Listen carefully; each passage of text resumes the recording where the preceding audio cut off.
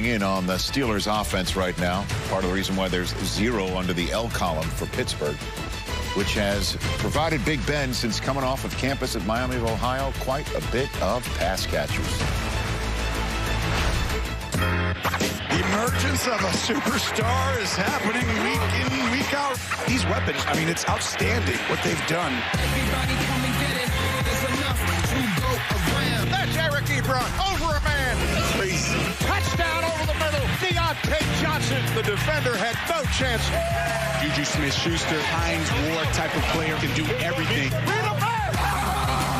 That is Chase Claypool. Mapletron does it again. Let's go. There's enough to go around.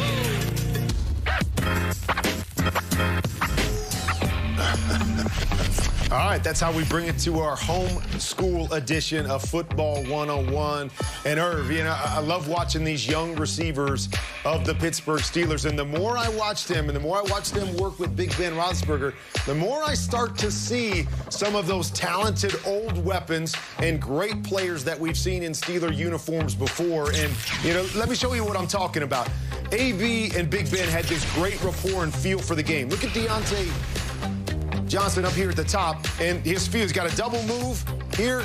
Oh, now he's going to just settle it down a little bit and make room for Big Ben to make a throw. All right, now we got Juju. Watch him as he runs this route. Watch him turn his head here, and now he sees the defense, and he feels it, very much like the old Hines Ward did in a Pittsburgh Steeler uniform. Okay, we got the skinny post backside by their tight end. Heath Miller made that famous. Now we got Eric Ebron, the timing right there with Big Ben. You see it. Let it go before he even turns his head. And then Chase Claypool, maybe the most talented of all of them.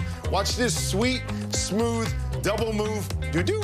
Right there. Looks a little bit like Santonio Holmes, maybe a little bit bigger or more athletic. So I ask you, Irv, can this group, I know they're young, they're not as established yet, can this group be in the same category as some of those greats in Steeler uniforms? Man, Kurt, I love how you did that, man, and I think you're absolutely right, especially when we're talking about guys like Juju Smith-Schuster and Hines Ward. I'm talking about the comparison rings so true on the football field. And you see Hines Ward right here. Look at that. That's a bad man right there. I love that kid right there. And I do really love this kid right here.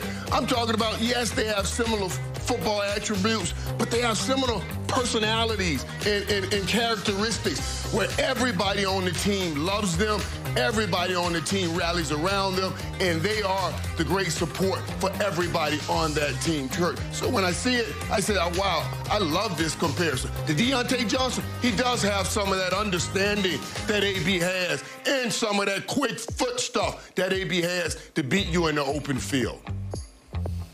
Yeah, maybe the big question is how long does Big Ben stay around to see if this group can become that special? Now, Irv, we're talking about the Steelers, and now I'm supposed to toss it to pick six. No. That is bad memories for me. Steelers and pick six. Yes. Rich, Cynthia, take it away. You know what, Kurt?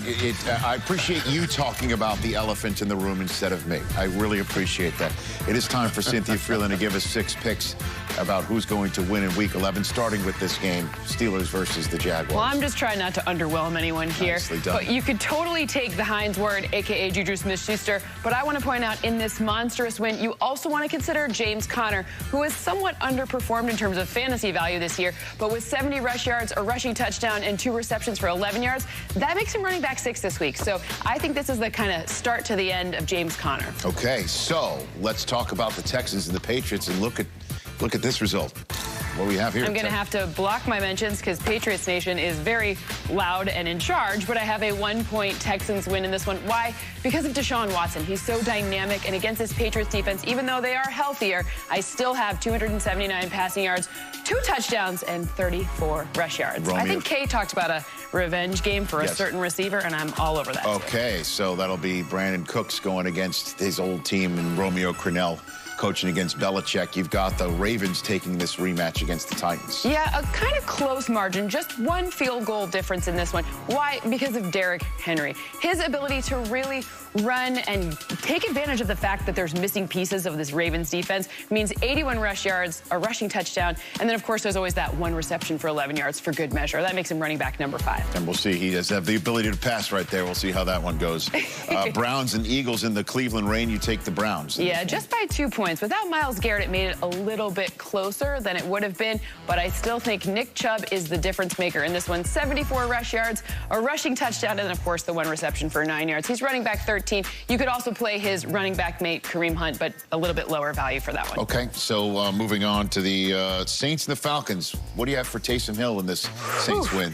Listen, Taysom Hill projections are really hard, so I did my very best given all of Sean Payton's years of coaching. So 188 passing yards, 2 touchdowns a pick, and 34 rush yards. That could be even more rushing yards in this one in a 4-point win. Closely contested. I think Marshawn Lattimore's status you want to be careful of, so play your Falcons as well. Okay, and then finally, Vikings-Cowboys. Doom, doom. Look at that. Doom, doom. I'm glad Irv's not in the studio because this is a pretty significant win for him.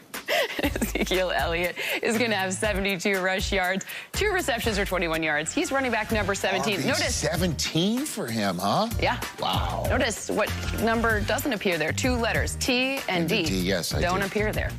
So that's Cynthia Freeland's pick 6. She will come back later with the upset of the week that she's been nailing week in and week out, alongside also a lock of the week. Wonder if we've already seen one of them.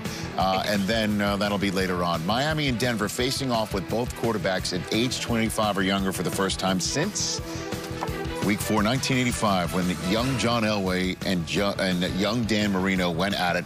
Marino, 390 pass yards and 3 touchdowns. Elway, 250 passing yards and 1 score, and the Dolphins, 1 interception. The Dolphins did win the game by 4. So it's now 2 a time. Finally, the replacement for Marino. Beautiful day for football in South Florida, and here comes Tua. Let's go, baby! Another one of those guys that plays like he's got skis on. Are you kidding? Tua fires. Got him! How about a little Tua touchdown? Wow! Hit at full speed. Riding the wave. Look at the ups on this guy. Out of this world! Tua back to throw. Got it!